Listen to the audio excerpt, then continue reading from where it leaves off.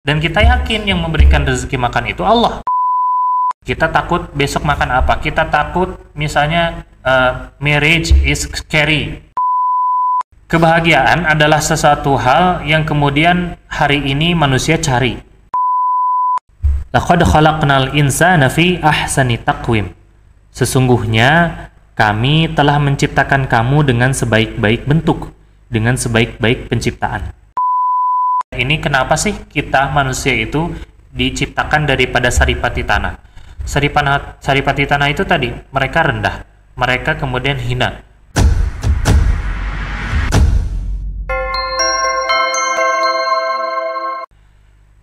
Bismillahirrahmanirrahim. Assalamualaikum warahmatullahi wabarakatuh. Alhamdulillahirabbil alamin. Alhamdulillahilladzi arsala rasulahu bil huda wa dinul haq liyuzhirahu 'ala dini kulli wa kafa billahi syahida walau karihal musyrikun walau karihal kafirun. Alhamdulillahilladzi anzala sakinata fi qulubil mu'minin liyazdadu imanan ma imanihim. Asyhadu an la ilaha illallah wa asyhadu anna muhammadar rasulullah. Allahumma shalli ala sayidina Muhammad wa ala ali sayidina Muhammad. Rabbi israh li sadri wa yassir li amri wahlul 'uqdatam min lisani yafqahu qawli. Rabbi zidna ilman warzuqna fahman. Allahumma inna nas'aluka ilman nafi'an wa rizqan thayyiban wa amalan mutaqabbalan. Alhamdulillah, segala puji dan puja kita haturkan, kita berikan kepada Allah Subhanahu wa taala karena berkat limpahan banyak nikmat, atas berkat limpahan banyak hidayah daripada Allah, kita semua tentunya diberikan kesehatan hingga hari ini, diberikan potensi akal, hati, pikiran, kemudian bisa mengontrol hawa nafsu hari ini. Tidak lain tidak bukan semua itu karena rahmat hidayah daripada Allah SWT. Dan ketika Allah memberikan kita rahmat, kebaikan-kebaikan yang begitu banyak, ketika Allah memberikan kita nikmat, ketika Allah memberikan kita hidayah atau apapun itu yang Allah berikan kepada kita, yang semuanya tentu wa ma indallahi khair, semua di sisi Allah adalah kebaikan, maka sudah selayaknya kita sebagai seorang hamba, apalagi kita sebagai seorang muslim dan mukmin, orang-orang beriman, untuk bersyukur terhadap semua nikmat itu. Karena ketika kita bersyukur, maka rumusnya Allah akan tambahkan nikmatnya. La in syakartum la azidannakum. Jika kamu bersyukur, maka aku akan menambahkan nikmat itu kepadamu. Wala in kafartum inna azabi lasyadid. Adapun jika kamu tidak mensyukuri ataupun kamu menutup-nutupi semua yang aku berikan, kata Allah, inna azabi lasyadid, maka sesungguhnya azabku sangatlah pedih atau sangatlah besar. Maka syukur itu teman-teman atau dimanapun kalian berada, bukan hanya tentang mengucapkan kita hamdalah, alhamdulillahirabbil alamin, alhamdulillahirabbil alamin. Adapun zikir hamdalah adalah upaya kita untuk melatih lisan ini untuk senantiasa terus berzikir. Sebab jika lisan tidak dilatih untuk sering berzikir, maka kebalikannya, lisan akan lebih banyak untuk berkata-kata yang tidak bermanfaat atau sesuatu yang kemudian lebih cenderung kepada dosa atau maksiat. Karena setiap lisan yang tidak diisi dengan zikir, maka di waktu yang sama pun lisan itu akan berbuat dosa kepada Allah. Maka sebenarnya zikir setelah sholat adalah upaya kita untuk melatih bahwasanya lisan ini senantiasa berzikir, pikiran dan hati senantiasa connect ke Allah, ingat kepada Allah, sehingga 33 kali dalam hitungan minimal berzikir ketika setelah sholat adalah upaya seorang hamba untuk berlatih dia menyucikan Allah dengan subhanallah, kemudian bersyukur kepada Allah atau dengan mengucapkan alhamdulillahirabbil alamin, dan bertakbir kepada Allah atau membesarkan Allah dengan zikir takbir, Allahu akbar dan lain sebagainya dan seterusnya. Maka 33 kali atau 99 kali jika ditotalkan adalah upaya seseorang dalam lisannya untuk melatih semua zikir-zikir itu supaya terbawa di dalam keseharian atau kehidupan. Sebab tadi lisan kalau tidak digunakan untuk kebaikan, maka dia akan sebaliknya akan lebih cenderung kepada keburukan. Shalawat serta salam tentunya kita haturkan, kita berikan pula kepada Nabi Muhammad SAW dan juga tentunya kepada para sahabat, tabi'in, tabi'ut tabi'in, dan mudah-mudahan kita semua senantiasa untuk terus mengusroh, untuk terus kemudian bersolawat. Pun demikian bersalawat pun tentu terlalu remeh jika kita bersalawat untuk mendapatkan barang. bersalawat untuk mendapatkan mobil, bersalawat untuk mendapatkan hal yang sifatnya mungkin duniawi. Tapi justru di antara salah satu makna salawat adalah ketika kita mampu merefleksikan atau mengimajinasikan bagaimana dulu perjuangan Nabi dan para sahabat mendakwahkan Islam di Mekah dan di Madinah dahulu selama 23 tahun, sehingga semua perjuangan-perjuangan daripada Nabi dan para sahabat terdahulu, dengan perjuangan mereka lah Islam bisa kita rasakan, nikmat iman Islam, nikmat hidayah bisa kita nikmati hari ini di tanah Indonesia. Maka di antara salah satu sholawat yang utama adalah dengan membaca sejarah, dengan kita mentadaburi, mengambil hikmah-hikmah, mengambil pesan-pesan daripada sirah nabawiyah atau sejarah daripada perjalanan Rasulullah dan para sahabat di banyak cerita perjalanan kehidupannya. Itu adalah sholawat yang harus kita lebih seringkan ketimbang kita mengucapkan Allahumma sholli ala sayyidina Muhammad dan lain sebagainya. Meskipun itu yang paling minimal dan utama juga, tapi dengan bersalawat dengan cara membaca sejarah itu pun diantara salah satu bersalawat kepada Nabi dan para sahabat. Teman-teman semua yang Allah berkahi dan Allah banggakan di antara para makhluknya, ketika kita memutuskan untuk mencari ilmu, tentu di situ ada malaikat yang kemudian menemani. Ada malaikat yang senantiasa mendoakan kita, baik itu di rumah atau di masjid, sebab Allah menurunkan ridhonya kepada para penuntut ilmu. Rasulullah bersabda di dalam salah satu hadisnya, di antara tanda kebaikan seorang hamba adalah ketika dia yufaqihu fiddin, atau Allah itu ingin kebaikan kepada seorang hamba itu adalah dengan cara dipahamkan dalam urusan-urusan agama. Jadi kebaikan yang utama dan paling utama itu bukan ketika seorang hamba diberikan banyak harta, karena ada sebagian hamba Allah yang diberikan harta malah menjadi lupa kepada Allah. Tapi di antara kebaikan yang Allah inginkan dan Allah berikan kepada seorang hamba, dan itu Allah ridho kepadanya, adalah ketika seorang hamba itu diberikan ilmu, dan ilmu itu membuat dia faqih, membuat dia faham, membuat dia bisa membedakan mana halal mana haram, membuat dia bisa kehidupannya menjadi lebih bahagia. Yufaqihu fiddin, itu pun yang kemudian doa Nabi kepada Ibnu Abbas, Allahumma faqihu fiddin. Hadis yang kemudian tadi saya sampaikan terjemahan bahasa Arabnya berbunyi, man yuridillahu bihi khairan yufaqihu fiddin. Siapa yang Allah kehendaki, inginkan kebaikan, maka yufaqihu fiddin, Allah fahamkan dia dalam urusan-urusan agama. Maka ikhtiar kita hari ini, datangnya kita atau hadirnya kita pada media ngaji bareng online hari ini, di antara salah satu tujuannya adalah supaya kita faqih dalam urusan-urusan agama, dan supaya kita mendapatkan kebaikan, mendapatkan ridho daripada Allah SWT. Mencari ilmu adalah kebutuhan dasar manusia, kebutuhan dasar manusia yang tidak melibatkan mungkin orang lain. Kita bisa membaca buku misalnya, kita bisa berpikir untuk mencari ilmu dan lain sebagainya. Itu adalah kebutuhan-kebutuhan yang sifatnya individual. Maka dalam kebutuhan yang sifatnya individual, sebenarnya atau dalam kebutuhan-kebutuhan keseharian, kalau kita bisa maknai, kalau kita bisa fahami, dalam hal-hal yang sifatnya individual, dalam hal-hal yang sifatnya mungkin keseharian, contoh adalah belajar, maka disitulah kita sebenarnya sedang mencari ketenangan, mencari kebenaran, mencari kedamaian, dan disitu sebenarnya ada ridho Allah. Jadi hidup ini sebenarnya sederhana. Bagaimana sih memahami ridho Allah itu? Kita tidak usah capek-capek misalnya berdakwah, berjihad dan lain sebagainya dalam upaya untuk mencari ridho Allah. Padahal logika sederhananya untuk mencapai ridho Allah itu adalah pada hal-hal yang sifatnya wajar, pada hal yang sifatnya bahkan manusiawi, di situ ada ridho Allah, di situ ada kebenaran, di situ kita belajar tauhid. Dan di antara salah satu contoh yang lain, misalnya Allah berfirman di surat Al-Maun, Allazi at'amahum min ju', atau di surat Al-Quraisy maksud saya, Allazi at'amahum min ju' wa amanahum min khauf. Dialah Allah yang kemudian memberi makan, at'amahum min ju', siapa saja yang lapar. Jadi makan, lapar saja adalah bukti bahwasanya kita mencari ridho Allah. Dan ketika kita percaya bahwasanya yang memberikan rezeki berupa makanan itu Allah, at'amahum min ju', maka sebenarnya kita sedang belajar daripada ridho Allah. Jadi memahami ridho Allah itu sederhana. Kita makan saja itu adalah di antara bentuk ridho Allah turun kepada kita, dan kita yakin yang memberikan rezeki makan itu Allah. Wa amanahum min khauf, dan Allah yang memberikan keamanan atau ketenangan ketika kita khauf, ketika kita takut atau insecure misalnya.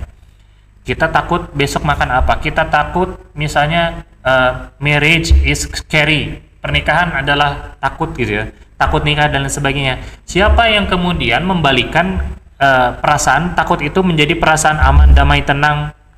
Siapa itu? Allah. Wa amanahum min khauf, allazi, dialah Allah. Maka dalam aspek-aspek biologis pun sebenarnya di situ adalah ridho Allah. Di situ ada kebenaran. Jadi lapar atau makan adalah tanda di antara kemudian kebesaran Allah muncul di dalam diri seorang manusia. Dan itu konsep daripada ridho Allah yang sangat sederhana yang harus kita pahami. Kebahagiaan adalah sesuatu hal yang kemudian hari ini manusia cari. Kebahagiaan adalah versi filsafatnya para filsuf tentunya mendefinisikan Allah. Jadi surga Allah dengan segala kenikmatan-kenikmatan yang Allah sediakan di surga, misalnya ada bidadari, ada buah-buahan dan lain sebagainya. Para filsuf menerjemahkan atau menafsirkan semua itu disederhanakan dengan satu kata, yaitu kebahagiaan. Manusia baik di dunia maupun di akhirat pasti mencari yang namanya kebahagiaan. Kebahagiaan biasanya adalah sesuatu yang kemudian kekal abadi, sesuatu yang kemudian tidak akan pernah tergantikan, sesuatu yang rasanya tidak seketika tapi rasanya bisa dirasakan bahkan selamanya, tidak 1 detik atau 5 menit pada saat kita merasakan kebahagiaan itu. Adapun sesuatu yang sifatnya sementara, kata para filsuf, para filsafat seperti Al-Farabi atau Al-Ghazali, kebahagiaan sifatnya sementara sebenarnya bukan kebahagiaan. Kebahagiaan yang sifatnya sementara didefinisikan dengan dunia, itu namanya kesenangan. Jadi semua kebahagiaan yang kita rasakan di dunia ini, kata para filsuf, adalah kesenangan. Yang itu kesenangan itu biasanya sementara. Kita makan misalnya makanan Indomie, masaknya 5 menit, makannya pun 5 menit misalnya. Rasa yang bisa kita rasakan hanya sementara. 5 menit setelah kita memakan Indomie, maka di waktu itu pula kesenangan kebahagiaannya akan kita lupakan. Kita tidak bisa kemudian menjelaskan kembali bagaimana rasa Indomie itu 5 hari yang akan datang, padahal kita sudah makan Indomie misalnya 5 hari yang lalu. Kita tidak bisa menjelaskan ulang secara spesifik, secara detail, atau tidak bisa merasakan ulang kecuali kita melakukan aktivitas makan Indomie yang sama. Maka kebahagiaan yang disebut dengan kebahagiaan tersebut adalah kesenangan, bukan kebahagiaan yang hakiki. Adapun kebahagiaan yang hakiki atau abadi itu biasanya akan bisa didapatkan manusia di surga atau di akhirat nanti. Nah, apa korelasinya kebahagiaan dengan kita kemudian memahami sejarah proses penciptaan diri sendiri atau manusia itu sendiri? Allah berfirman misalnya di dalam surat At-Tin, A'udzubillahi minasyaitonirrajim, bismillahirrahmanirrahim. Laqad khalaqnal insana fi ahsani taqwim. Sesungguhnya kami telah menciptakan kamu dengan sebaik-baik bentuk, dengan sebaik-baik penciptaan. Terkadang kita hanya memahami ahsani taqwim yang dimaksud di sini hanya sebatas aspek biologis atau aspek yang sifatnya fisik. Ahsani taqwim, Allah telah menciptakan kamu dengan sebaik-baik postur. Allah telah menciptakan kamu dengan sebaik-baik misalnya pendengaran atau telinga. Allah telah menciptakan kamu dengan ahsani taqwim misalnya sebaik-baik badan, sebaik-baik wajah, sebaik-baik rambut, atau apapun itu yang sifatnya fisik atau biologis. Kita terlalu sederhana, terlalu menyempitkan bahwasanya ahsani taqwim adalah semua itu. Yang harus kita pahami teman-teman, ahsani taqwim yang dimaksud di sini adalah seluruh aspek yang ada di dalam hidup kita, baik itu yang terlihat maupun tidak terlihat, itu adalah sebaik-baik yang Allah ciptakan kepada kita. Maka termasuk keluarga, ahsani taqwim. Allah telah menciptakan kamu bahkan menggunakan taukid, laqad, dalam ada qad, berarti penekanannya dikali lipat menjadi 2. Laqad, sungguh benar ini mah. Kami telah menciptakan kamu dengan sebaik-baik circle, sebaik-baik keluarga, sebaik-baik orang tua, sebaik-baik misalnya potensi akal, IQ, sebaik-baik sifat karakter dan hal-hal lain yang mungkin tidak nampak. Ahsani takwim. Maka kenapa kita tidak bahagia? Di antara salah satu penyebab yang utama adalah ketika kita manusia, seorang ciptaan sang raja, seorang ciptaan sang Allah, tidak memaknai bahwasannya yang diciptakan oleh Allah, yaitu kita dan seluruh kondisi-kondisi yang ada di hidup kita adalah sebaik-baik yang Allah ciptakan. Ahsani takwim berarti semua hal yang ada di dalam diri kita itu adalah ideal menurut Allah. Kadang kita kemudian ingin ideal ketika melihat keluarga-keluarga yang harmonis di TikTok. Kita tidak bahagia ketika kita punya orang tua yang mungkin lebih seringnya marah-marah di rumah, atau orang tua yang tidak perhatian kepada kita, orang tua yang kemudian tidak pernah atau bahkan jarang berkomunikasi atau mendidiknya dengan kasar dengan kita. Sehingga dengan semua perlakuan-perlakuan, dengan semua lingkungan-lingkungan di keluarga besar kita tidak bahagia, kita tidak stres. Kemudian kita melihat TikTok, melihat Instagram yang dimana ada keluarga yang harmonis, ada keluarga yang humoris, ada keluarga yang ideal mungkin di mata kita. Dan kemudian kita tidak bahagia, malah menjadi stres karena paradoks di antara kondisi keluarga kita dan kondisi keluarga yang terlihat di media sosial. Kita tidak bahagia karena kita selalu melihat standar ideal itu adalah standar ideal orang lain. Padahal kita bisa bahagia ketika kita bisa melihat standar keidealan itu adalah standar daripada yang Allah titipkan kepada kita.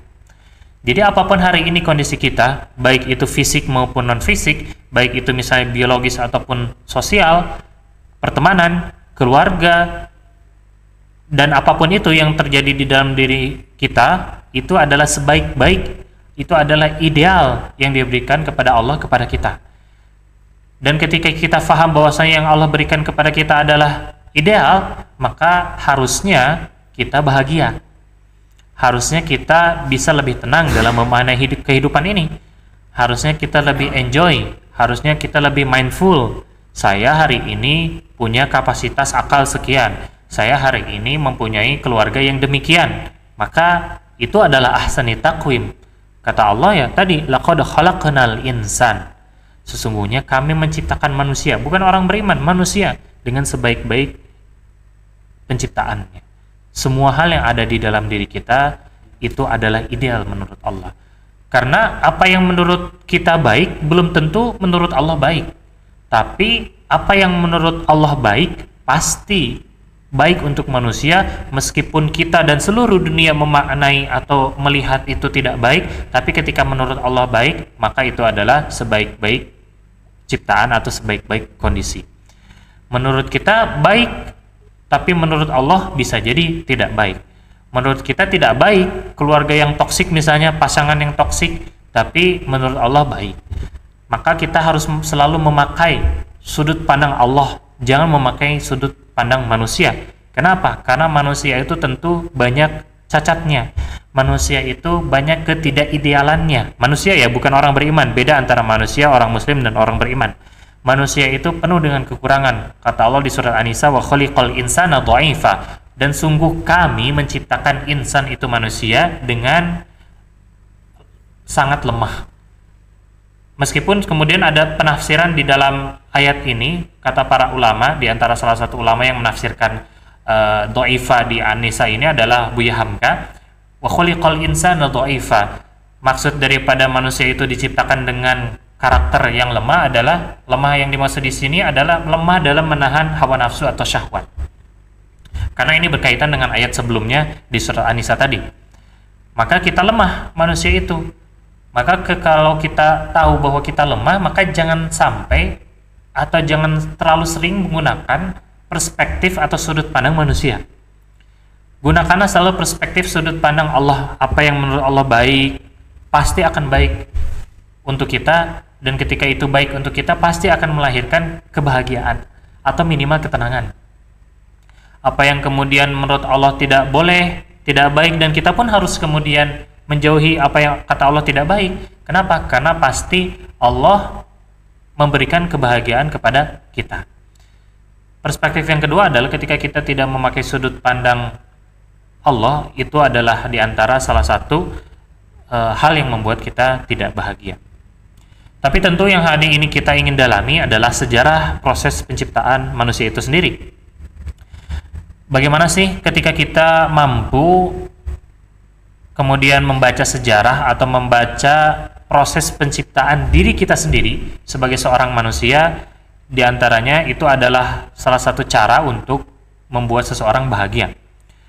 Ayatnya sebagaimana Allah jelaskan secara garis besar dan secara bertahap, ada di surat Al-Mu'minun ayat 12 sampai kira-kira 14.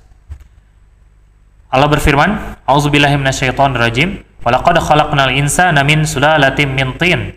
Dan sungguh, walaqad, ada waw, ada lam, ada qad, berarti benar-benar penekanan. Walaqad khalaqnal insan. Allah itu sang khalik menciptakan, khalaqnal insan, manusia, min sulalatin min tin, dari saripati tanah. Saripati tanah adalah sesuatu yang rendah, sesuatu yang kemudian posisinya di bawah. Dia selalu diinjak-injak oleh manusia, oleh kakinya, sehingga maksud tafsiran daripada ayat ini, kenapa sih kita manusia itu diciptakan daripada saripati tanah? Saripati tanah itu tadi, mereka rendah, mereka kemudian hina, mereka kemudian posisinya ada di bawah. Maka kita sebagai seorang hamba, sebagai seorang ciptaan, harus senantiasa menjadi hamba, harus senantiasa menjadi hina di mata Allah tentunya, harus senantiasa merendah, harus senantiasa apapun itu yang sifatnya menundukkan, yang sifatnya di bawah ketika kita berhadapan dengan Allah. Kenapa? Karena itulah rumus bahagia ketika kita mampu untuk merendah, menurunkan ego, mampu untuk merasa hina. Disitulah kemudian Allah mengakui bahwa kita adalah hamba. Karena kita diakui oleh Allah itu hamba, maka Allah bakal kemudian memberikan banyak kebaikan-kebaikan lewat perintah dan ujian atau larangannya. Dan diantara kemudian hikmah daripada perintah, ujian, dan larangan itu adalah mengupgrade diri manusia itu sendiri. Dan ketika manusia itu terupgrade, manusia itu kemudian naik kualitas dirinya dengan perintah, larangan, dan ujian-ujian lainnya, maka manusia akan bahagia karena dia kemudian bertumbuh, bertambah kualitas hidupnya. Allah bakal memberikan ujian kepada seorang hamba atau kepada seorang manusia ketika dia menjadi seorang hamba. Allah akan memberikan ujian kepada seorang manusia yang ujian itu bertingkat ketika manusia ini dia berkomitmen, berikrar menjadi seorang muslim misalnya. Karena ujian menjadi seorang hamba beda, ujian menjadi seorang suami beda misalnya, ujian menjadi seorang beriman beda, ujian menjadi seorang bertakwa atau mujahid dan lain sebagainya. Maka di antara tanda bahwasanya kita diakui sebagai seorang hamba adalah dengan kita diuji dengan perintah dan larangan daripada Allah Subhanahu wa taala. Akankah kita mampu melaksanakan perintah itu atau menjauhi larangan-larangan Allah? Diuji. Maka ketika kita lulus, maka Allah akan ganjar dengan pahala, dan pahala itu akan melahirkan kebahagiaan tentunya. Jadi hari ini kenapa kita tidak bahagia? Karena kita tidak memposisikan diri kita sebagai seorang hamba, sebagai seorang yang rendah, padahal kita secara nalar harusnya bisa menangkap sinyal-sinyal atau bisa berpikir kita diciptakan oleh Allah dari sulalatin min tin, sesuatu yang rendah hina, saripati tanah. Kemudian Allah berfirman di ayat selanjutnya, summa ja'alnahu nutfatan fi qirarim makin. Dan kemudian kami menjadikan mereka nutfah, setetes mani. Dan kemudian setetes mani itu qirarim makin, ditempatkan di tempat yang qiror, tempat rahim maksudnya.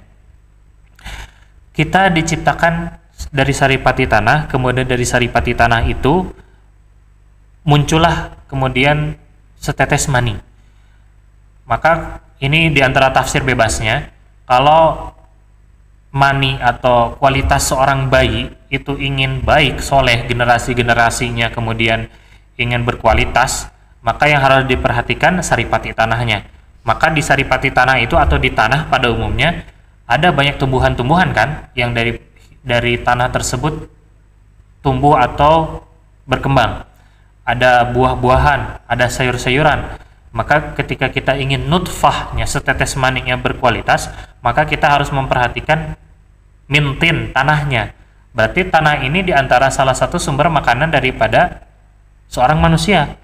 Maka kalau ingin kualitas anak atau generasi soleh dan generasinya soleh dan soleha, kita harus memperhatikan makanan daripada ayah dan ibundanya, dan itu makanan itu tentu berasal daripada tanah yang baik, dari saripati tanah yang kemudian diberkahi, daripada tumbuh-tumbuhan, sayuran-sayuran yang kemudian melalui proses yang baik, tidak melalui proses-proses zat kimia misalnya, atau apapun itu yang kemudian berpotensi menjadi tanaman atau tumbuhan yang muncul daripada tanah tersebut kurang baik, sehingga dari tanaman atau tumbuhan atau sayurannya kurang baik, kualitas air maninya pun kurang baik, dan ketika kualitas air maninya pun kurang baik, maka agak sulit untuk melahirkan anak-anak generasi yang soleh dan soleha.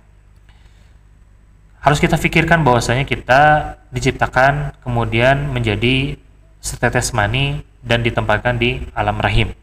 Tsumma khalaqna, kemudian di ayat 14-nya, tsumma khalaqna nutfah 'alaqah, dan kemudian kami bentuk nutfah itu menjadi 'alaqah, fa khalaqnal 'alaqah, kemudian kami jadikan 'alaqah itu mudghah, fa khalaqnal mudghah itu kemudian dijadikan idhaman, fakasawna idhaman lahman, tsumma ansha'nahu khalqan akhar, fatabarakallahu ahsanul khaliqin.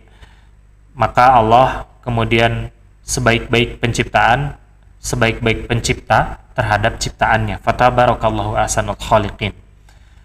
Kenapa ingin bahagia harus memahami kemudian proses penciptaan diri?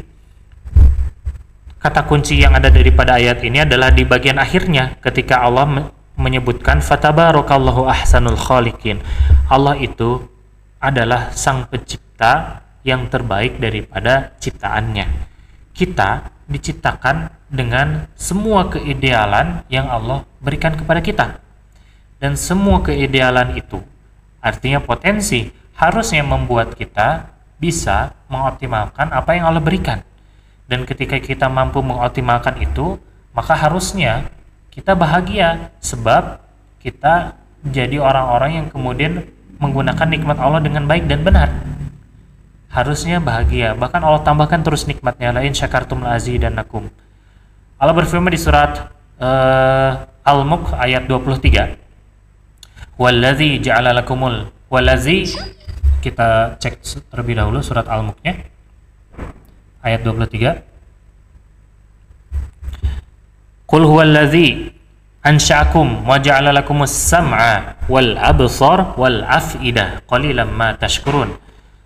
Katakanlah wahai Muhammad, dialah Allah yang menciptakan kamu atau yang memberikan kamu, wa ja'ala sam'a wal absar, pendengaran, penglihatan, dan af'idah. Af'idah itu cara atau proses berpikir. Qalilan ma tashkurun, tapi sedikit sekali di antara manusia itu yang bersyukur terhadap pendengaran, penglihatan, dan cara berpikir. Apa tafsir daripada sam'a wal absar wal af'idah ini?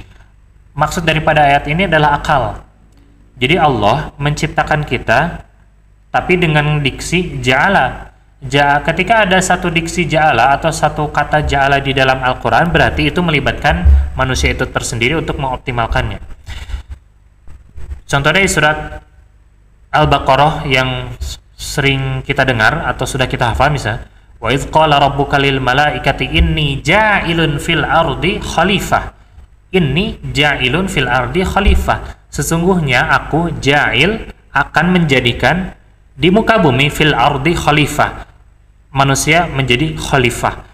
Maka manusia itu bisa menjadi khalifah ketika dia pun mengupayakan status kekhalifahannya. Dia tidak kemudian ditanamkan secara fitrah dari awal langsung menjadi khalifah.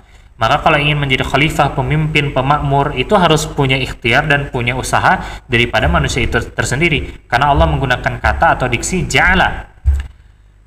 Kalau Allah langsung mempunyai hak otoritatif terhadap ciptaannya, tidak melibatkan manusia, maka biasanya diksi yang dipakai di dalam Al-Quran itu khalaqa wa khalaqal insana dha'ifa. Manusia, baik dia terlibat atau tidak terlibat, baik dia sadar atau tidak sadar, wa khuliqal insana dha'ifa, dia dititipkan sifat atau karakter lemah, hawa nafsu.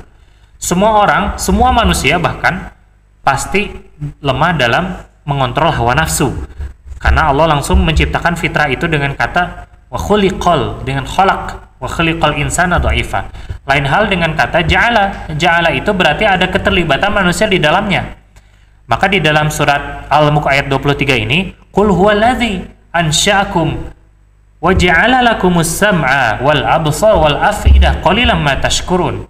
Berarti akal yang Allah berikan kepada kita, potensi internal yang Allah berikan kepada kita berupa pendengaran, penglihatan, dan cara atau proses berpikir, kalau ingin optimal, kalau ingin bahagia, maka harus manusia itu sendiri yang mengupayakannya. Karena Allah menggunakan kata ja'ala. Tapi kata Allah, sedikit sekali di antara manusia itu yang ingin bahagia, sedikit sekali di antara manusia itu yang bahagia, sedikit sekali di antara manusia itu yang optimal dalam menggunakan akalnya. Padahal, kalau ingin bahagia dalam konteks menggunakan akal, maka manusia harus mengupayakan itu sendiri. Wa ja'ala lakumus sam'a wal absar wal afidah qalilan ma tashkurun. Maka jangan mau jadi bagian orang-orang yang sedikit. Jangan mau kemudian jadi orang seperti kebanyakan orang yang dia tidak mencari bahagia atau tidak mengoptimalkan akal atau potensi internalnya. Pendengaran, penglihatan, dan proses berpikir atau dirangkum dengan akal adalah faktor atau sebuah fitrah internal, sebuah potensi internal yang Allah titipkan kepada manusia. Tapi jika ingin bahagia dan optimal, maka manusia itu tersendiri harus mengupayakannya, termasuk perasaan, termasuk hawa nafsu, termasuk kemudian hal-hal lain yang ada di dalam diri kita. Kalau ingin bahagia harus dioptimalkan. Maka pertanyaan selanjutnya adalah, bahagia apa yang kita cari? Bahagia yang sementara ketika kita tahu bahwasanya fatabarakallahu ahsanul khaliqin, kita diciptakan dengan sebaik-baik tempat kerja, dengan sebaik-baik postur, dengan sebaik-baik misalnya hobi, interest, dengan sebaik-baik akal, dengan sebaik-baik passion, apapun itu yang Allah titipkan kepada kita, mencari apa kita? Padahal Allah sudah titipkan semua keidealannya di dalam diri kita. Ketika kita tidak mampu mengoptimalkan itu, maka kita tidak bahagia. Manusia tidak bahagia karena dia sering melihat kepada sesuatu yang ada di luar dirinya, sesuatu yang sifatnya eksternal. Padahal di dalam dirinya pun dia mampu berbahagia. Dia mampu kemudian mencapai puncak ketenangan, kedamaian tertinggi, atau mencapai Allah di dalam dirinya. Man arafa nafsahu faqad arafa rabbahu. Siapa yang mengenal nafsnya, jiwanya, akalnya, potensi internalnya, maka dia akan mengenal Rabbnya. Ketika seseorang manusia itu mengenal Rabbnya, maka dia akan bahagia. Mana ada sih orang yang kenal Allahnya, Allah yang kemudian dekat kepada Rabbnya, dia tidak bahagia? Pasti bahagia. Karena justru itulah kebahagiaan tertinggi ketika kita mampu dekat dan diawasi oleh Allah SWT. Kita tidak bahagia karena kita, yang kedua, yang selanjutnya, ketika kita berharap kepada orang lain. Semisal kita ada seseorang yang kaya, ada seseorang yang kemudian sering membagikan uang ke jalanan dan kemudian dibuatkan konten dan viral di media sosial. Kemudian kita merasa punya, atau kita merasa kita berharap kepada dia, kita merasa bergantung kepada dia, kita ingin diberi oleh dia, kita ingin diberi uang oleh si pembagi-bagi uang ini. Kemudian ketika kita tidak mendapatkan kesempatan itu, kita menjadi stres. Ketika kita tidak mempunyai uang sebanyak orang yang membagi-bagikan uang di media sosial ini, kita menjadi overthinking, kita menjadi stres, kita menjadi depresi, kita menjadi kemudian banyak hal yang negatif kepada kita. Kita tidak bahagia karena kita memposisikan kita di bawah seseorang yang kita lihat. Kita tidak bahagia karena kita berharap kepada manusia. Sekaya-kayanya Bill Gates misalnya, atau sekaya-kayanya siapapun orang terkaya di Indonesia atau di dunia, kita tidak akan stres ketika Bill Gates kaya. Kenapa? Karena kita tidak berharap diberi uang oleh Bill Gates. Tapi sekaya-kayanya ada satu tokoh di lingkungan kita, di RT RW kita, atau di keluarga besar kita, ada misalnya yang kaya, paman, bibi, atau kakek nenek misalnya, siapapun yang kaya di keluarga kita, ketika kita berharap ingin diberi oleh mereka, disitulah awal kita tidak bahagia. Ketika seseorang itu tidak memvalidasi permintaan atau perasaan kita dalam konteks diberikan uang, maka disitulah kemudian kita tidak merasa bahagia. Kita tidak bahagia karena kita terlalu berharap atau memikirkan eksternal. Maka itu adalah diantara salah satu titik kehancuran, titik awal kehancuran ketika kita berharap kepada manusia. Maka jangan pernah berharap terhadap hal-hal yang sifatnya apalagi duniawi, uang, harta, dan lain sebagainya, itu yang membuat kita tidak bahagia. Jangan sampai kita terjebak kepada semua tipu daya muslihat setan yang kemudian diperlihatkan kepada kita lewat media sosial, lewat konten-konten, dan itu membuat kita stres, membuat kita tidak bahagia di dunia ini. Teman-teman yang mudah-mudahan Allah berkahi, nanti di akhir mudah-mudahan ada banyak sesi diskusi. Sebelum kita lanjutkan materinya, nanti di akhir mudah-mudahan teman-teman mampu bertanya, mampu kemudian berdiskusi, mampu bersilaturahmi dengan bertanya di mana kalian berada, supaya acara ini lebih khidmat, supaya tentunya banyak solusi-solusi yang bisa diberikan kepada teman-teman, karena tentu apa yang disampaikan oleh pembicara sifatnya subjektif, tapi kemudian jika teman-teman bertanya pada kolom komentar di Zoom-nya, itu akan lebih baik, karena itu akan lebih objektif daripada menjawab keresahan atau problematika daripada teman-teman semua. Hidup bahagia adalah ketika kita tidak menggantungkan harap kepada manusia. Kemudian hidup bahagia yang selanjutnya adalah ketika kita mampu orientasi kehidupannya adalah hanya kepada Allah, hanya kepada akhirat. Sebab kecantikan, sebab harta tidak akan dibawa mati, sebab kemudian banyak hal di dalam di dunia ini yang itu kemudian sifatnya sementara dan itu tidak akan dibawa mati. Harta yang kita miliki, harta yang kita punya hari ini, 5 juta, 10 juta, atau sekian ratus juta, itu tidak akan mendatangkan kebahagiaan di akhirat kalau kita tidak kemudian menggunakan itu untuk kepentingan akhirat. Kalau kita mempunyai harta hanya untuk memenuhi kebutuhan-kebutuhan insaniah, kebutuhan-kebutuhan biologis kita, itu akan hanya melahirkan kesenangan, yang kesenangan itu sebentar. Tapi ketika kita mampu menggunakan seluruh harta yang Allah titipkan kepada kita untuk berdakwah, untuk beribadah, untuk membantu orang lain, kebahagiaannya mungkin juga sementara kita rasakan di dunia, tapi kebahagiaannya akan abadi kelak di akhirat. Atau ketika kita berlelah-lelah daripada di dunia ini, lelahnya juga sementara. Kalau kita berlelah-lelahnya dalam konteks kebaikan, dalam konteks beribadah kepada Allah, lelah berdakwah, lelah bekerja untuk ibadah, lelah mencari nafkah, lelah belajar dan sebagainya, kita lelah terhadap semua aktivitas-aktivitas itu, tapi lelahnya sementara. Kebaikannya akan kita panen, akan kita dapatkan, kebahagiaannya, kesenangannya, ketenangannya akan kita dapatkan nanti di akhirat ketika Allah panggil kita di surga nanti. Maka teman-teman, carilah bahagia itu di dalam diri kita sendiri, jangan di orang lain, dan jangan sampai salah fokus, jangan sampai salah orientasi, dan jangan salah berharap ketika kita lebih optimal dalam menggunakan potensi-potensi internal. Potensi internal mungkin kalau dalam bahasa yang lebih spesifik lagi, kita mampu misalnya punya skill design, punya skill public speaking, punya skill marketing, punya skill negosiasi, punya skill fisik yang baik, atau akal yang pintar, atau intuisi yang kemudian hebat dan lain sebagainya. Apapun skill-skill yang ada di dalam potensi internal kita, ketika kita mampu mengoptimalkan itu, maka itulah sumber kebahagiaan tertinggi. Kenapa kita tidak bahagia? Karena kita selalu berpikir eksternal, selalu kemudian berpikir di luar kita.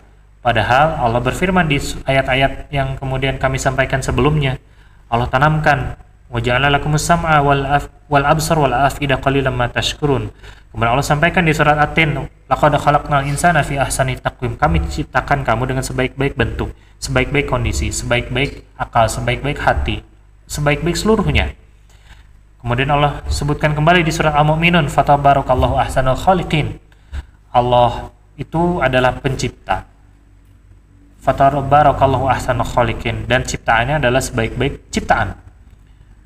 Maka ketika kita mampu minimal memiliki mindset itu, mudah-mudahan disitulah titik mula, titik awal Allah menurunkan anzala sakinata fi qulubil mu'minin, keterangan kepada hati orang-orang beriman. Dan mudah-mudahan orang-orang beriman yang dimaksud adalah kita, yaitu orang-orang yang senantiasa meyakini bahwasanya apa yang diciptakan Allah itu benar dan apa yang Allah ciptakan itu baik. Kita menjadi orang-orang beriman ketika kita mampu kemudian mengoptimalkan seluruh potensi-potensi internal yang ada di dalam diri kita. Maka ketika kita mampu berkomitmen dan mau berikrar menjadi orang beriman, maka Allah akan turunkan anzala sakinah. Allah akan turunkan keterangan kepada kita, yaitu letak sakinah itu adalah di hati, fi qulubil mu'minin. Itu mungkin materi pada malam hari ini. Mudah-mudahan ada manfaat, ada kebaikan yang bisa diambil oleh teman-teman semua. Saya ingin mudah-mudahan teman-teman dimanapun, di Bandung, di Garut, ataupun di kota-kota manapun yang bergabung pada Zoom malam hari ini secara live, karena nanti pun ada rekaman ulangnya. Tapi teman-teman yang menyaksikan secara langsung di live Zoom ini mudah-mudahan bisa berdiskusi lebih banyak, lebih lama, lebih intimate, karena justru itulah yang teman-teman atau yang saya ingin kemudian eksplorasi. Atau teman-teman yang ingin bercerita, menceritakan problematikanya, menceritakan masalahnya, baik itu secara tertulis teks ataupun secara open mic, mungkin agak sulit ya, tapi mudah-mudahan bisa disampaikan yang ingin bercerita, ataupun kalaupun yang ingin berceritanya versi melalui suara open mic, itu bisa juga nanti akan dibantu oleh tim kami. Mudah-mudahan ada kebaikan, ada solusi yang bisa diberikan. Jadi feel free, teman-teman bisa merasa enjoy dan bisa merasa bebas untuk yang ingin bercerita.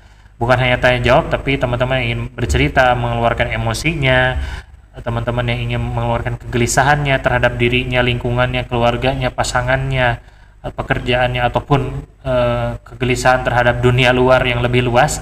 Itu mudah-mudahan kita semua bisa mendengarkan cerita-cerita tersebut, karena tidaklah Al-Quran ini berarti 6.000 sekian ayat, 30 juz, berarti semuanya ilmu, semuanya pelajaran. Tidaklah Al-Quran itu turun, melainkan banyak di antara ayat-ayat Al-Quran itu turun, melainkan daripada sebabnya ketika para sahabat bertanya kepada Nabi, wahai Nabi, wahai Rasul, bagaimana ini, bagaimana itu, saya mendapatkan ini, saya punya cerita ini, saya punya masalah ini. Maka ketika para sahabat bertanya A, B, C sampai Z, disitulah ilmu turun. Disitulah Al-Quran kemudian turun ayat demi ayat, solusi yang komprehensif, solusi yang substantif, solusi yang kemudian paling lengkap, paling komplit, turun kepada para sahabat, pada para umat waktu itu ketika para sahabat bertanya kepada Nabi.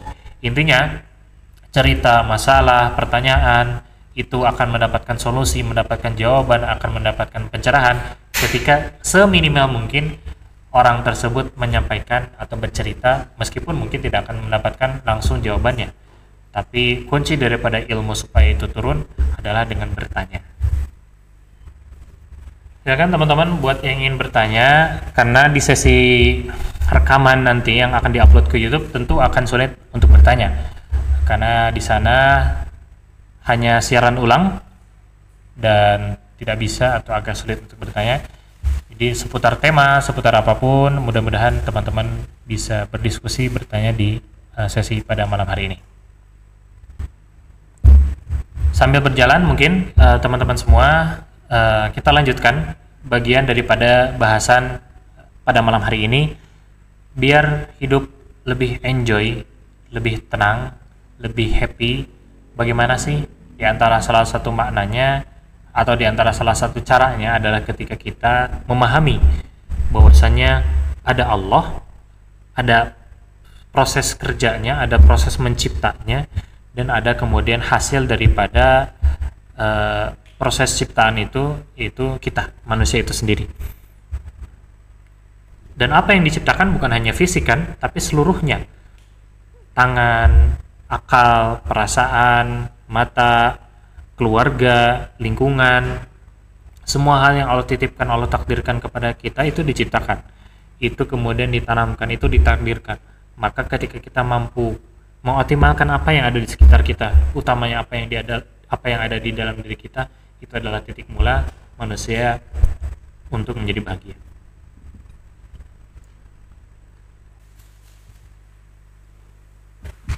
Teman-teman, dimanapun kalian berada, ada informasi menarik daripada program kami, yaitu ngaji bareng. Ada kegiatan secara offline yang ini akan dilaksanakan dalam waktu dekat.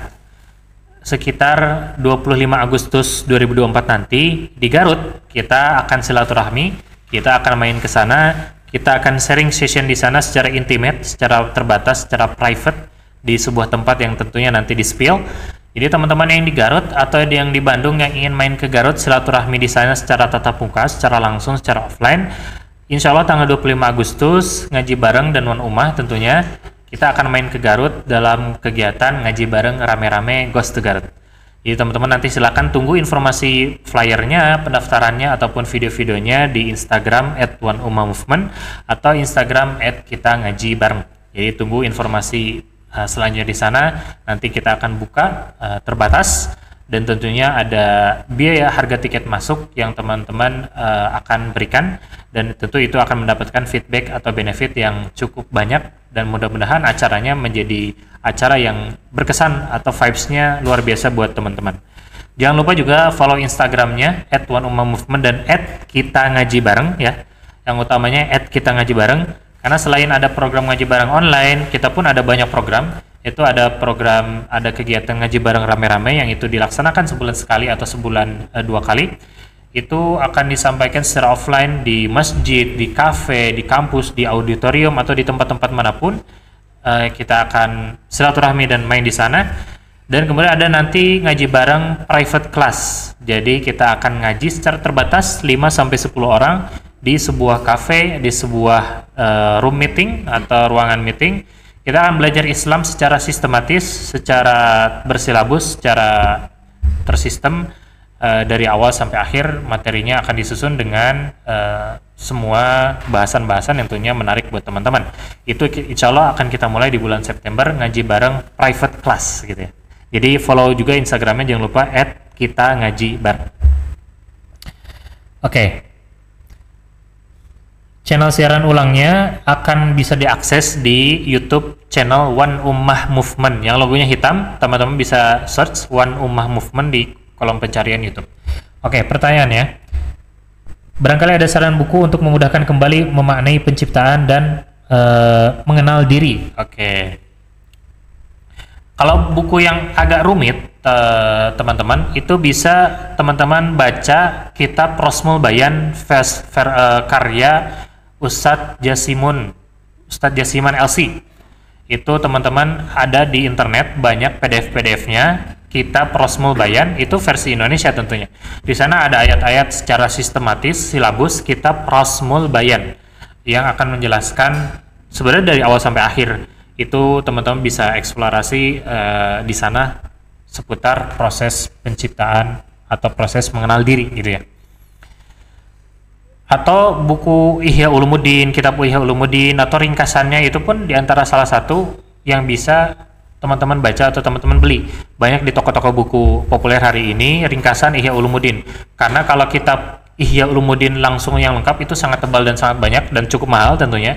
Tapi kalau teman-teman cari di internet atau di toko-toko buku populer, ada juga buku-buku atau ada juga kitab Ihya Ulumuddin versi ringkasannya. Itu juga ada di sana. Atau kemudian Minhajul Abidin pun ada beberapa yang bisa teman-teman pelajari di sana.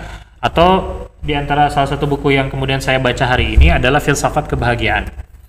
Filsafat Kebahagiaan karya Dr. Fahruddin Faiz. Ini bicara bahagia, tapi di sana pun ada kemudian bahasan-bahasan jiwa, bahasan-bahasan nafs gitu ya. Teman-teman bisa beli di toko-toko buku populer atau toko buku online, Filsafat Kebahagiaan karya Dr. Farudin Faiz. Atau kemudian ada juga buku karya, sebentar saya searching judulnya, buku karya Ustadz Ulum As-Saif, buku psikologis, tapi di sana banyak kemudian buku Tazkiyatun Nafs ya, Membasuh Luka Pengasuhan, itu bukunya karya Ustadz Ulum As-Saif ya, Membasuh Luka Pengasuhan dengan Jalan Tazkiyatun Nafs. Ini pun ada bahasan-bahasan proses penciptaan manusia, dan lebih dominan atau lebih menariknya di bahasan mengenal diri. Jadi bagaimana luka-luka pengasuhan, luka-luka masa kecil, luka-luka dahulu itu bisa disembuhkan dengan proses atau dengan metode Tazkiyatun Nafs. Bahasan tentang luka pengasuhannya itu sekitar hanya 20-30%, sisanya 70-80% itu lebih banyak kemudian membahas Tazkiyatun Nafs, dan ini kemudian jadi basic atau fundamentals yang warna oranye atau coklat ya, teman-teman silakan searching di Google, Membasuh Luka Pengasuhan karya Ustadz Ulum As-Saif dengan Jalan Tazkiyatun Nafs.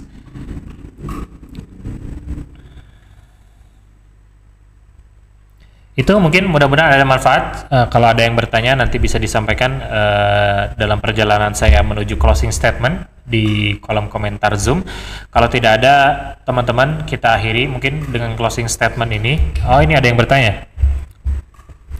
Salah satu syarat bahagia itu tidak bergantung pada makhluk atau belajar melepaskan keterikatan yang berlebih mungkin ya. Bagaimana tipsnya Ustaz untuk menjaga boundaries? Boundaries itu apa ya? Saya lupa. Kalau tidak salah batas ya. Barrier. Bagaimana tipsnya untuk menjaga boundaries, bahasa semisal itu dengan orang tua atau pasangan kelak dengan niatan ingin belajar agar tidak bergantung lebih kepada takut ekspektasi kita terlalu tinggi kepada orang terdekat dan akhirnya kecewa. Oke. Ini sebentar saya buka ayatnya At-Taubah sebentar. Ada di surat At-Taubah ayat 24 kalau tidak salah, saya searching dulu. Melepaskan keterikatan daripada keluarga, pasangan dan sebagainya. Allah berfirman di surat At-Taubah ayat 24, panjang ayatnya, tapi akan saya bacakan secara ringkas artinya. Katakanlah wahai Nabi Muhammad, jika bapak-bapakmu, anak-anakmu, saudara-saudaramu, pasangan-pasanganmu, keluargamu, harta kekayaan yang kau usahakan, dan perniagaan yang kamu khawatirkan kerugiannya, serta tempat tinggal yang kamu sukai, lebih kamu cintai daripada Allah, Rasul, dan daripada berjihad di jalannya, tunggulah sampai Allah menetapkan keputusannya. Allah tidak memberi petunjuk kepada kaum yang fasik. Maksud daripada At-Taubah ayat 24 ini adalah bagaimana sih supaya kita lebih bahagia dengan kita tidak menggantungkan harap kepada misalnya di sini keluarga atau pasangan, kelak dan sebagainya, adalah harus memposisikan Allah, Rasul dan berjihad. Berjihad itu berarti berdakwah dalam makna lain, atau berjihad itu bersungguh-sungguh dalam mencari ridho Allah.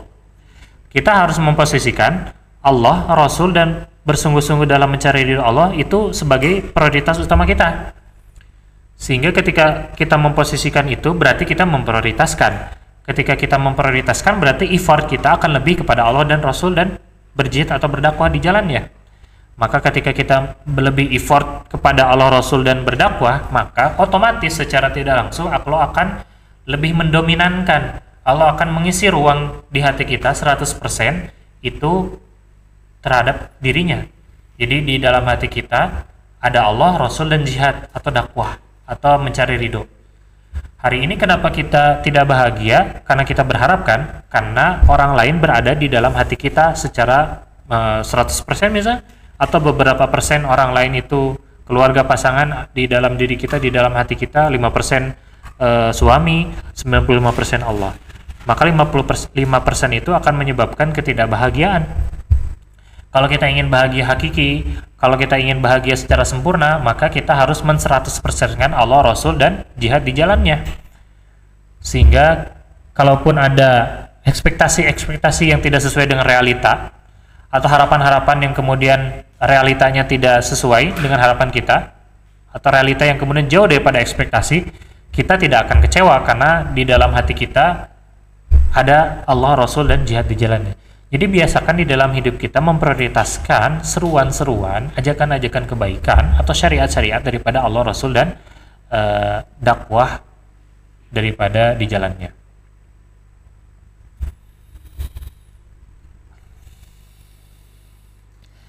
Itu mudah-mudahan terjawab teman-teman untuk pertanyaan yang pertama. Pertanyaan yang kedua kita jawab. Izin bertanya, bagaimana cara kita bisa ikhlas dengan kejadian di masa lalu? Sedangkan saat ini saya harus terus berkomunikasi bahkan tinggal bersama dengan orang yang menyakiti saya di masa lalu. Bahkan sampai saat ini pun orang tersebut tetap melakukan segala hal yang bisa menyakiti hati saya. Oke, ikhlas melupakan kejadian. Di antara salah satu caranya, apapun kejadian buruknya adalah tentu dengan meniadakan sebab-sebab yang mengantarkan kepada peristiwa itu kemudian teringat kembali di dalam memori kita. Misalnya, orang-orang yang kemudian dulunya minum khamar atau mabuk, dia memutuskan untuk berhijrah, bertaubat, dan kembali kepada Allah. Maka di antara salah satu cara supaya dia melupakan kejadian di masa lalu dalam konteks mabuk atau meminum khamar, maka hal-hal yang kemudian membuat memori dia terhadap khamar itu harus dihilangkan. Apa contohnya? Botol-botol di rumah yang sempat dikoleksi harus dibuang. Toko-toko online, toko-toko yang pernah seseorang tersebut singgahi atau beli, maka jangan dilewati jalannya supaya memorinya tidak teringat. Atau misalnya orang-orang yang dulunya pacaran yang tidak halal, pacaran haram, maka bagaimana melupakan kejadian di masa lalu itu? Misalnya ketika dulu di masa lalu sang pasangan atau sang pacar itu memberikan gelang, memberikan jam, memberikan barang A, B, C, D, bagaimana supaya kejadian di masa lalu itu dilupakan? Maka tahapannya adalah perlahan-lahan buang semua barang-barang itu atau sedekahkan atau berikan yang diberikan oleh pacar seseorang tersebut, sehingga itu diantara salah satu ikhtiar supaya masa lalunya tidak teringat kembali. Jadi itu salah satu caranya. Salah satu cara lain, tidak usah sulit atau tidak usah terlalu rumit memikirkan bagaimana cara melupakannya. Tapi kata Allah di surah Al-Hasyr ayat 18 atau 19, wal tangzur nafsum ma qaddamat ligot. Fokuslah, perhatikanlah apa yang kamu hadapi hari ini, apa yang bisa kamu kerjakan hari ini untuk masa depanmu. Jadi kita tidak usah kemudian melupakan masa lalu karena akan sulit, tapi yang harus kita fokuskan adalah fokus pada apa yang di antara salah satu caranya melupakannya, fokus apa yang hari ini sedang kita kerjakan, sedang kita upayakan untuk masa depan. Karena biar ketika kita melakukan yang benar, ketika kita melakukan yang baik dan benar, biarkan Allah yang urus sisanya. Jadi melupakan itu di bagian memori kan, dan memori, akal, pikiran itu milik Allah. Maka kita tidak bisa melupakan ketika semua memori itu sebenarnya ada di dalam genggaman Allah. Sebagaimana hati itu dibolak-balikan oleh Allah, maka kita berdoa, ya muqallibal qulub tsabbit qalbi ala dinik. Wahai Allah yang membolak-balikan hati, teguhkanlah.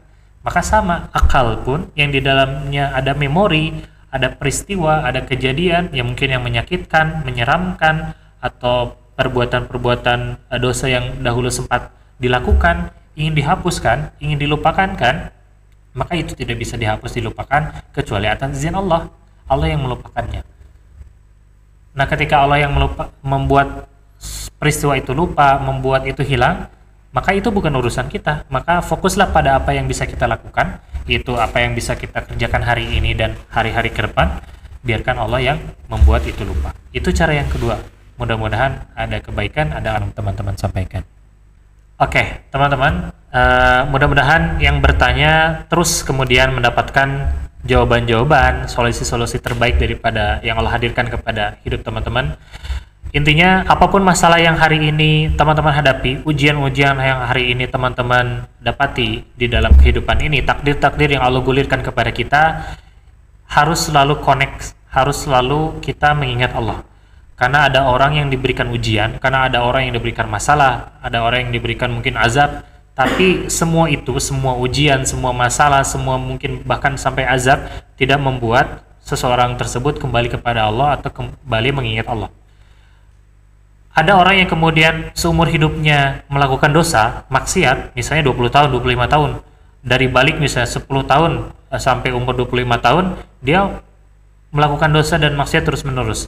Tapi ketika Allah misalnya takdirkan di dalam sebuah wilayah tersebut ada bencana gempa misalnya, tiba-tiba dia ingat Allah. Padahal seumur hidupnya dia melakukan dosa dan maksiat. Tapi ketika Allah berikan gempa, ada peristiwa gempa, tiba-tiba dia astagfirullah, astagfirullah, innalillahi, Allahu akbar, dan mengucapkan kalimat-kalimat yang sebenarnya dia tahu yang membuat gempa itu adalah Allah. Maka itu lebih baik ketimbang ada orang-orang yang kemudian hari ini sudah belajar agama, sudah paham agama, sudah kemudian berhijrah, tapi di seumur atau sepanjang aktivitasnya sangat sulit atau bahkan tidak pernah mengingat Allah. Jadi apapun masalah yang hari ini kita hadapi, teman-teman hadapi, ujian-ujian daripada yang teman-teman hari ini lakukan atau dapati, takdir-takdir yang mungkin berat, sulit, kondisi keluarga, kondisi pasangan, lingkungan kuliah, lingkungan pekerjaan, lingkungan kondisi finansial dan lain sebagainya, harus selalu connect dulu ke Allah. 24 jam harus connect ke Allah. Karena itu adalah diantara syarat turunnya pertolongan Allah. Bagaimana Allah menurunkan pertolongan kalau sang hamba tidak connect kepada Allah? Bagaimana Allah akan memberikan, Allah ingin mengupload sebuah file dan kita mendownload file itu, kalau koneksi kita tidak sinkron kepada servernya, permisalan seperti itu. Maka kita harus selalu terkoneksi kepada Allah, sehingga apapun yang hari ini kita butuhkan, solusi-solusi, jawaban-jawaban, pencerahan-pencerahan yang hari ini kita ikhtiarkan, kita dapatkan, Allah akan beri cepat atau lambat. Mudah-mudahan ada manfaat. Terima kasih. Mudah-mudahan teman-teman semua hidup dalam kebahagiaan yang hakiki, hidup dalam kebahagiaan yang tertinggi. Kita akhiri mungkin teman-teman semua pertemuan pada malam hari ini dengan mengucapkan istighfar, hamdalah, dan doa kafaratul majelis. Astaghfirullahalazim, astaghfirullahalazim, alhamdulillahirabbil alamin. Subhanakallahumma bihamdika asyhadu an la ilaha illa anta astaghfiruka wa atubu ilaik. Fastabiqul khairat. Saya akhiri, mohon maaf apabila banyak kekurangan kesalahan kata-kata. Wassalamualaikum warahmatullahi wabarakatuh.